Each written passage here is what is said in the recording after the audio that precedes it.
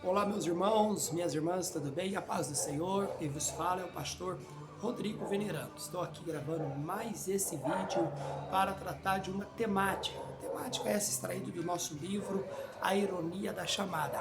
Hoje vamos falar sobre ministério da igreja, porém fazendo uma comparação do ministério à luz da Bíblia com o ministério no consenso ou no conceito eclesiástico na nossa atualidade. Porém, antes, eu quero convidar você que ainda não se inscreveu no nosso canal do YouTube para que se inscreva, tá certo? Dê lá o seu like, deixe seu comentário, ajuda-nos também a propagar a palavra de Deus.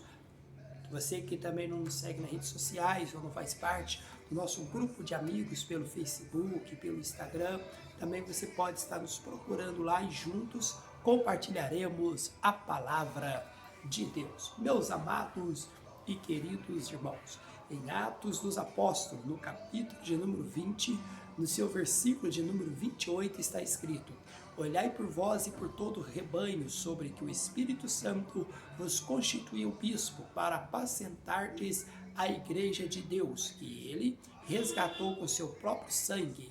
Tá certo? Vamos lá? Queridos, quando nós olhamos para o contexto bíblico do ministério, o ministério é serviço, e sabemos que muitas igrejas ela têm um modelo, no caso da Assembleia de Deus, como cooperador, diácono, presbítero, evangelista e pastores. Entendemos, pelo modelo eclesiástico, que o ministério tem o consenso de hierarquia na grande maioria das vezes. Falando sobre hierarquia, a pessoa aceite ou não, ela é válida. E todos nós estamos sujeitos à hierarquia, seja na família, na escola, na empresa e na igreja não é diferente. A Bíblia nos dá respaldo para isso. A questão não é a hierarquia, a questão é o princípio e a essência do ministério que faz parte aqui nesse vídeo, tá joia? Vem comigo aí. Então vamos fazer essa comparação. Primeiro quero apresentar o ministério bíblico, ministério pastoral, de liderança. Qual a maior referência que nós temos? Jesus, certo? Jesus sendo Deus, né? A Bíblia diz que o verbo se fez carne e habitou entre nós. Então, Jesus é aquele ministério entre nós. Então, o que fala de relacionamento.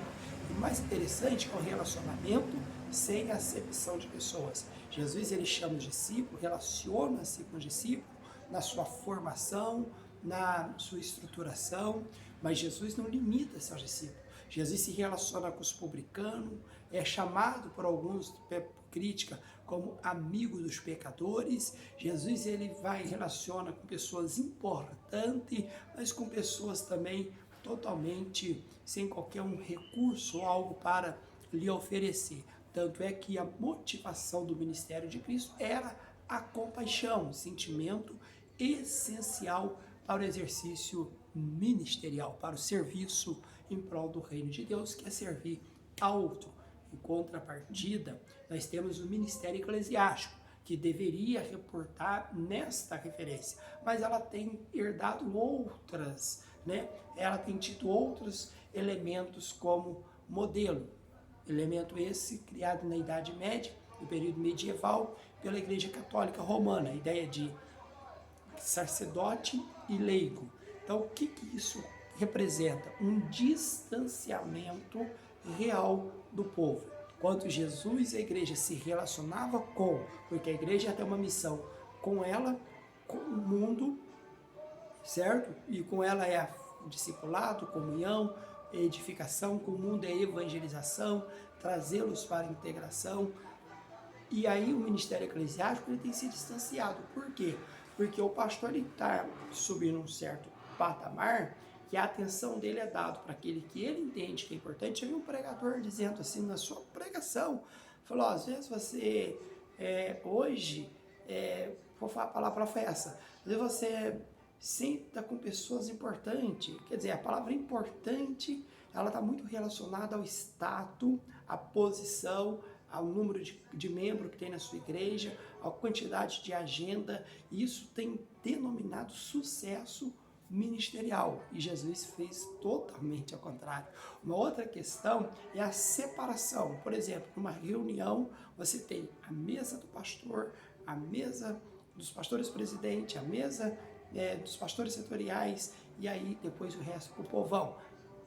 Legal, é uma estrutura que se tem, entendo tal, mas de uma forma muito clara, gera-se uma separação, gera-se um grau de importância humana, e isso tem também quebrado os princípios bíblicos. Por quê?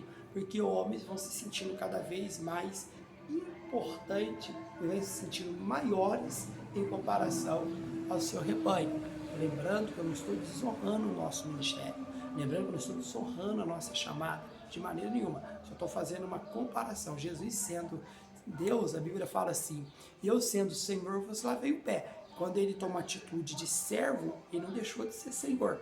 E muitas pessoas têm dificuldade de ter atitude de servo, porque agora se sentem senhores, né? Então, tomemos muito cuidado. Eu posso ter todos os benefícios, sim, que o ministério eclesiástico me oferece, mas não perder a essência bíblica do ministério cristão, tá certo? Então fica essa comparação. Enquanto o ministério bíblico nos leva a servir, o ministério humano eclesiástico leva a ser servido. Enquanto o ministério bíblico está entre se relacionar, o ministério humano, é muito claro isso, se relaciona com aqueles que ele entende que são mais importantes entre eles. Enquanto o ministério bíblico se relaciona em ser o menor, o ministério humano, o ministério eclesiástico humano, ele significa ser o maior. Então, que Deus possa guardar os nossos corações. Sim, sou pastor também, então eu tenho a ideia que eu estou falando.